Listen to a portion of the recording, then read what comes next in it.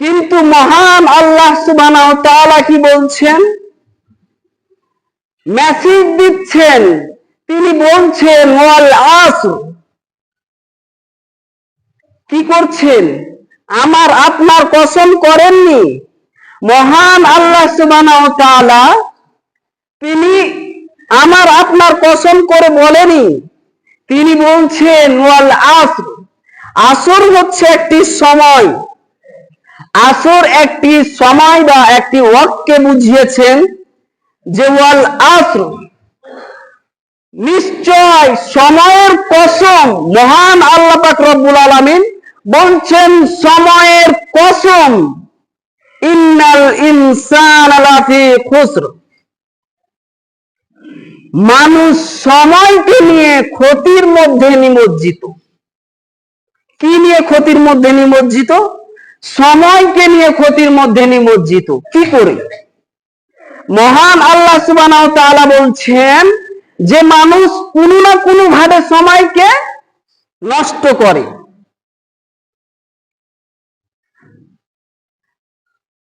এই সূরার তাফসীর জনায়ত মুফাসসির, একজন মুফাসসির, তিনি বলছেন যে এই আয়াতের ব্যাখ্যাটা আমি বুঝতে পারলাম না।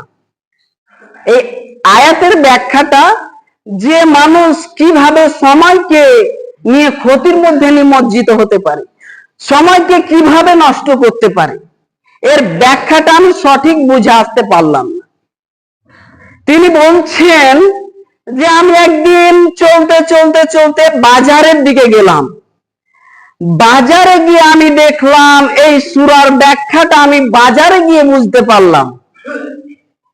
তিনি বলছেন যে প্রখর রোদ্রে একজন আইস বিক্রেতা, একজন বরফ বিক্রেতা, বাজারের মধ্যে একজন বরফ বিক্রেতা বাজারের মানুষদেরকে ডাক দিয়ে বলছেন, হে বাজারের মানুষেরা তোমরা তাড়াতাড়ি করে ছুটে আসো, হে বাজারের মানুষেরা তোমরা তাড়াতাড়ি করে ছুটে এসে আমার পণ্যগুলি কিনে নাও, আমার বরফগুলি কিনে নাও, দিয়ে আমাকে সহযোগিতা করো, আমাকে সাহায্য করো।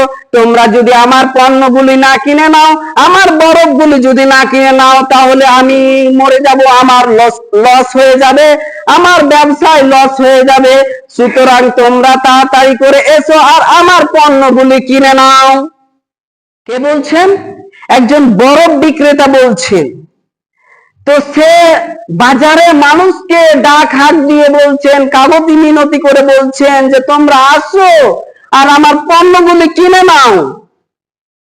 কারণ একটি বরফ আপনারা হয়তো জানেন 12 ঘন্টা 24 ঘন্টা লাস্টিং পাওয়ার। একটি বরফের পাওয়ার, লাস্টিং পাওয়ার কত? 12 থেকে 24 ঘন্টা।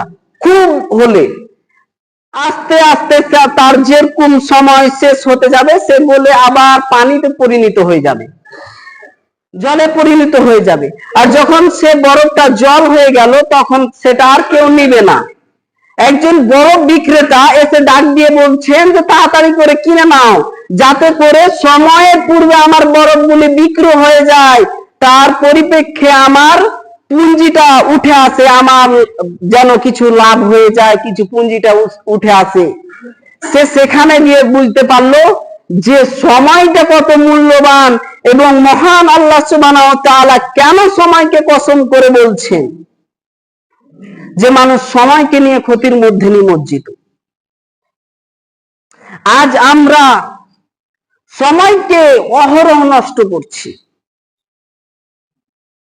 সময়কে নিয়ে আমরা সময়কে সিনেমাতে, মোবাইলে আর চায়ের দোকানে এখানে ওখানে সময়কে অপচয় নষ্ট।